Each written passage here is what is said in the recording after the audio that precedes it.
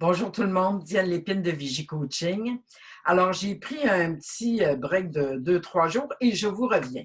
Je sais pas vous, mais moi, là, on dirait là, après 2 semaines, je suis comme tombée dans une autre phase. Et vous, dans quelle phase êtes-vous? Il y a quelques jours, j'ai regardé, je ne sais pas si vous avez vu le superbe webinaire qu'a fait Marc Dutil, fondateur et président de Canamanac, pardon, et également de l'École d'entrepreneurship de Beauce. Vous savez, j'ai toujours dit, en affaires, on a 3 principaux irritants ou enfin des choses qu'on a toujours dans la tête comme entrepreneur: l'argent, le temps, les ressources humaines.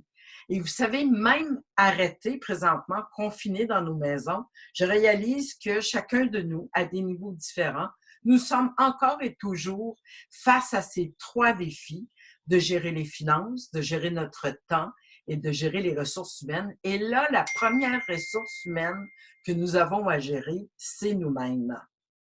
Alors, je voulais juste voir comment vous alliez. Moi, présentement, je vais vous dire, alors écoutez, je me rends compte que les gens commencent à manquer d'énergie. Puis, je vais vous faire un aveu. Comme Marc Dutil le disait, il dit, dans un état de crise comme ça, là, il y a les éternels optimistes. Yeah, c'est pas grave, on va bouger, on y va. Il dit, ceux-là, après 2 semaines, 3 semaines, ils tombent au combat. Je ne suis pas tombée, mais je me suis rendu compte que je faisais partie des optimistes. Et on fait des capsules, on part, on fait d'autres choses et tout. Puis là, tout à coup, ça fait OK, ça va être long.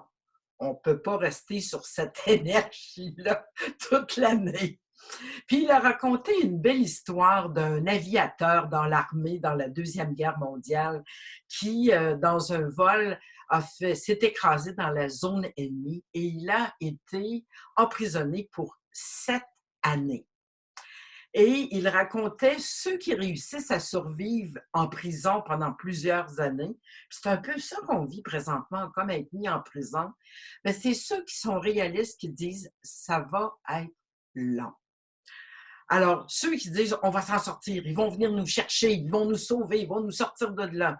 Il disait après quelques mois ou quelques années, ceux-là font la grève de la faim, ils sont déprimés, ils se laissent aller.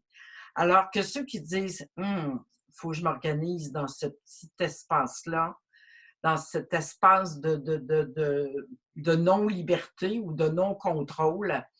Et là, les éléments que ça nous prend, il disait, c'est entre autres d'être réaliste, ça va être long, avoir de la discipline et se donner une routine.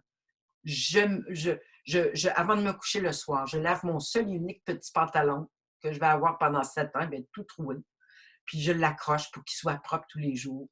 Je me couche, je fais un beau dodo du mieux que je peux. Je me lève le matin, je fais mon lit, je me lave, je me rase ou je me nettoie. Après ça, je fais la petite marche du tout petit carré autour de la bâtisse que je peux faire. Si j'en ai pas, je fais des push-ups dans ma prison, OK? Alors, et puis, après ça, je médite.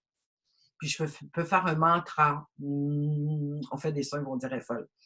Et on dit aussi écrire. Puis je pensais à Nelson Mandela, qui a été en prison pendant des années. Et je me souviens d'une amie qui travaille en production d'événements, de l'événementiel pour les grandes entreprises. Elle disait, Diane, tu sais, on peut créer même dans un espace très, très restreint. Il y a des gens qui disent, ah, nous, je peux pas, j'ai pas de pouvoir ici. Imaginez Nelson Mandela, le très peu d'espace qu'il avait. Et c'est à ça que nous sommes confrontés présentement. Qu'est-ce que je peux encore faire, créer, me réaliser dans un espace plus restreint, avec des libertés plus restreintes?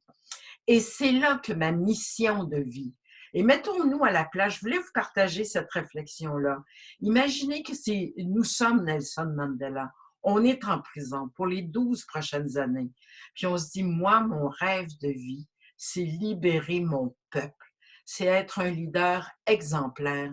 C'est créer de la liberté pour tout le monde. Là, quand il comptait ça à d'autres prisonniers, qu'est-ce que tu fais? Je suis en train de libérer mon peuple. Ça va pas dans la tête. Oui, chaque jour, aligné, je suis disciplinée, je me lève, j'écris, j'utilise ce que je peux utiliser. À ce moment-là, ils pouvaient recevoir des journaux, puis ils pouvaient écrire des lettres à des gens, correspondre. Alors donc, nous, imaginez, c'est formidable, on a Internet, on peut communiquer avec plein de gens. Et c'est le temps, ça ne reviendra pas comme avant. Donc, qu'est-ce que je suis en train de recréer? La première chose dont je dois faire attention, c'est à mon énergie. C'est normal après quelques semaines que même si on était du type positif, yeah, go, go, go, là, paf, on frappe un mur. Et moi, je l'ai vécu, je ne sais pas vous, peut-être vous plus réaliste, je vous le souhaite. Tout à coup, la fatigue et l'inquiétude, pas l'inquiétude, la fatigue peut nous tomber dessus. Alors, il faut faire des dodos, il faut s'écouter, il faut arrêter de pousser puis dire. J'ai demandé à quelqu'un aujourd'hui, voudrais-tu venir faire une chronique avec moi? Et elle m'a dit, oh, je suis trop fatiguée. Ben, c'est parfait. Reposons-nous. On ne se repose jamais. Reposons-nous.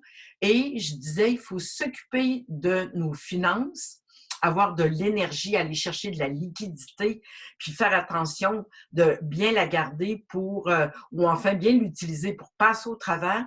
Et l'autre compte de banque que je dirais qu'il faut remplir, c'est celui de notre énergie. Il y a ceux qui ont des plus jeunes enfants, tu sais, 1 an, 2 ans, 5 ans, ils font encore des dodos. Profitez-en pour faire, pas pour en faire plus pendant qu'ils dorment. Faites des dodos, vous autres aussi. Pour ramasser une banque d'énergie. Qu'est-ce qui se passe? Puis il faut aller dehors, il faut aller prendre l'air.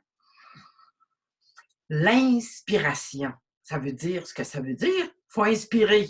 Alors, êtes-vous allé dehors? Inspirez tous les jours. La majorité des grandes idées ne se trouvent pas dans une salle autour d'une table. Les grandes idées, on me dit, oh, moi, c'est sous la douche. Moi, c'est quand je conduis ma voiture. Moi, c'est quand je prends une marche dehors, quand je marche en montagne. Alors, si vous ne savez pas par où prendre ça, allez vous inspirer. Donc, je voulais juste vous laisser, plus sur le plan humain, quelques idées. Donc, évidemment, il y a notre situation financière. J'espère que vous avez profité de tous les programmes. Sinon, on y va. Puis, il y a un beau 40 000 pour les entrepreneurs là, qui est arrivé, remboursable sur 4 ans, sans paiement pour la première année. Alors, si vous êtes éligible, allez le chercher. Même si vous le mettez d'un coco de côté pour ce qui va s'en venir, allez chercher tout ce que vous pouvez. Puis, j'ai envie de vous dire, alors, cette période-là nous permet de mieux nous connaître.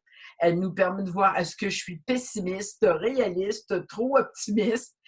Faire attention à mon énergie, faire attention aux gens autour de nous et revoir nos valeurs et notre mission. Hein, c'est quoi mes forces, mes faiblesses? C'est quoi là, que je rêve de faire depuis longtemps puis que je ne fais pas? Puis je vais vous demander d'être déraisonnable. Tu sais, là, si j'avais une baguette magique, ça ressemblerait à quoi ma vie de rêve après cela? Je vous partage, j'en ai un rêve depuis 10 ans, puis finalement, ça me prenait la crise pour commencer à le vivre. Je me disais, moi, Diane, je veux une entreprise virtuelle. Je ne veux plus de bureau, plus de loyer, plus de ligne dure de Bell ou de Vidéotron.